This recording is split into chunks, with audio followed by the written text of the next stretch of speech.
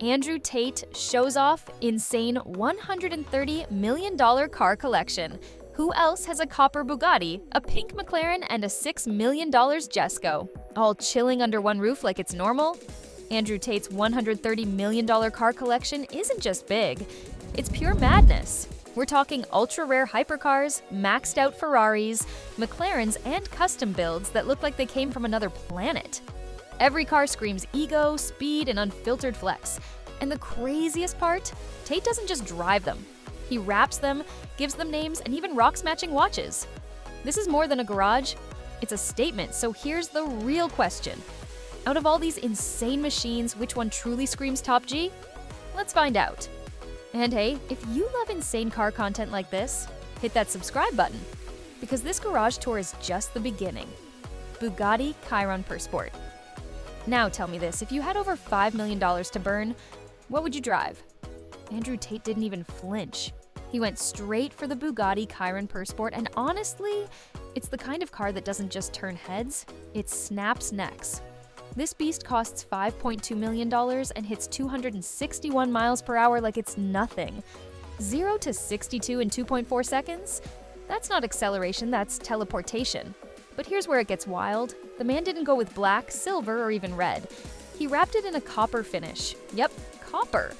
And when people online started mocking the color, Tate hit back with, "Well, what color's your Bugatti?" Like it or not, this car isn't just fast, it's a statement. It's bold, it's loud, and it's unapologetically Tate. And whether you love him or hate him, one thing's for sure, that Bugatti is a certified conversation starter. Koenigsegg Jesco Attack. Alright, let's talk about the car that looks like it came straight out of a sci-fi movie. Andrew Tate's $6 million Koenigsegg Jesco Attack. And yes, $6 million. This isn't just any hypercar, this thing is basically a land rocket. Have you ever heard a car roar with 1,600 horsepower? Because this one does once you feed it E85 fuel. Even without it, the 5.0-liter twin-turbo V8 still cranks out 1,280 horses. That's power you can feel in your chest. Now, here's the real question. Would you even dare drive something this fast on a normal road? Tate calls it the fastest car in the world, and honestly, he's not just talking trash. The Jesco Absolute was designed to theoretically break the 300 mph barrier. That's fighter jet territory. It's raw speed wrapped in carbon fiber. But here's the part that had the internet cracking up. This beast broke down. In public, in the middle of a busy Romanian street. Imagine dropping millions on a car and ending up parked like it's waiting for roadside assistance. Brutal, right? Still, even when it's standing still, the Jesco makes a statement. It's bold, aggressive, and loud, just like Tate himself. McLaren 720. So, now let's shift gears and check out one of Tate's sleekest machines, the McLaren 720S. This thing isn't just a car, it's a full-blown performance masterpiece.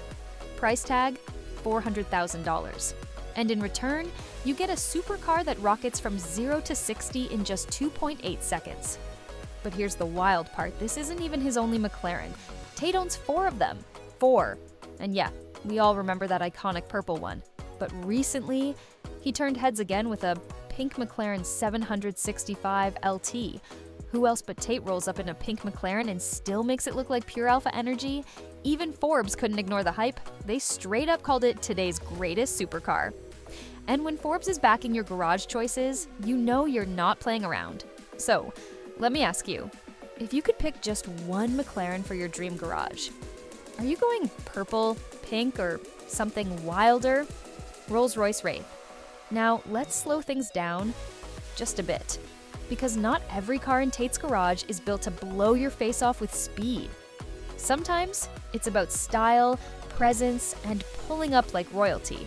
That's where the Rolls-Royce Wraith comes in, the smoothest operator in the entire collection. This beauty isn't trying to race the Bugatti, it's here to float, with a top speed of around 115 miles per hour. It's less about the numbers and more about the vibe. And trust me, when you're sitting in a handcrafted cabin surrounded by pure silence, you won't even care how fast it goes. Andrew had this one done up in a custom blue-black finish. And the look? Straight iconic. It's the kind of car you'd expect to see in a movie. Or pulling up outside a billionaire's penthouse. Oh wait, that's literally Tate. And yeah, this level of elegance doesn't come cheap. The Wraith will set you back a clean $380,000. Yeah, Rimac Nevera. Now here's a twist. Andrew Tate owning an electric car, yeah, the guy who lives for loud engines and roaring exhausts, actually added a Rimac Nevera to his lineup. But when an EV comes with 1,877 horsepower and a $2.2 million price tag, even the top G has to pay attention. This thing isn't just fast, it's a lightning bolt on wheels. Each of its 4 wheels is powered by its own electric motor, and together they turn the Nevera into one of the fastest EVs on the planet. Only 150 were ever made, and Tate grabbed one like it was another flex for the collection. No gas, no gear shifts, just instant torque and futuristic speed.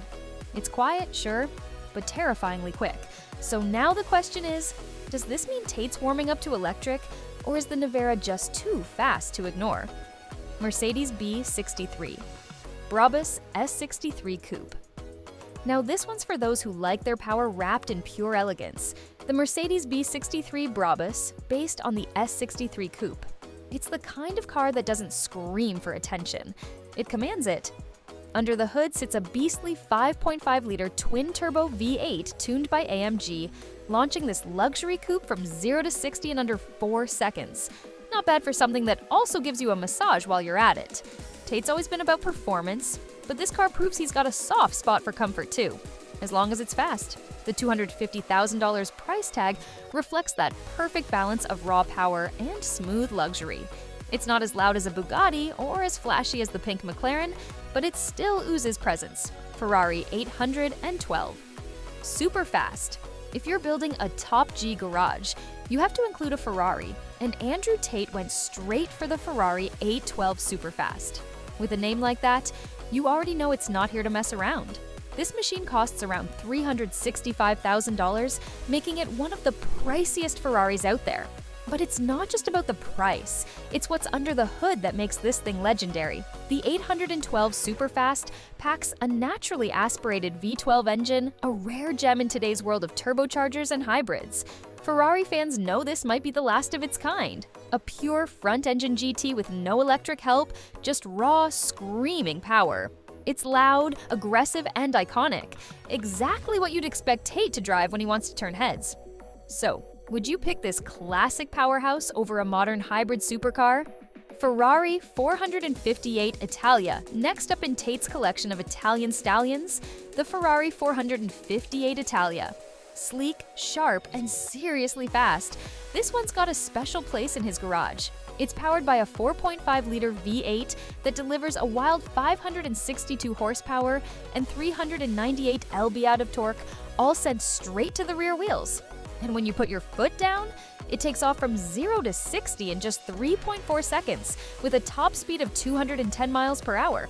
This isn't just a Ferrari, it's a proper driver's car. No turbo, no gimmicks, just raw power and precision. The engine sings, the handling's razor sharp, and the whole experience feels like you're piloting a race car in a tuxedo. Tate dropped $248,000 on this beauty, making it one of his more refined flexes.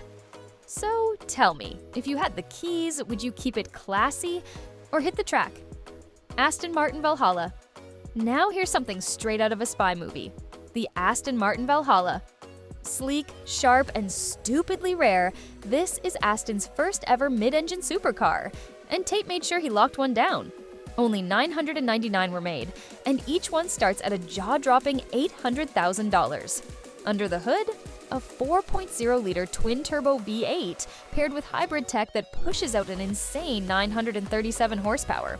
That's almost 1,000 horses, wrapped in a design that looks like it belongs in a James Bond chase scene. This car isn't just fast, it's futuristic.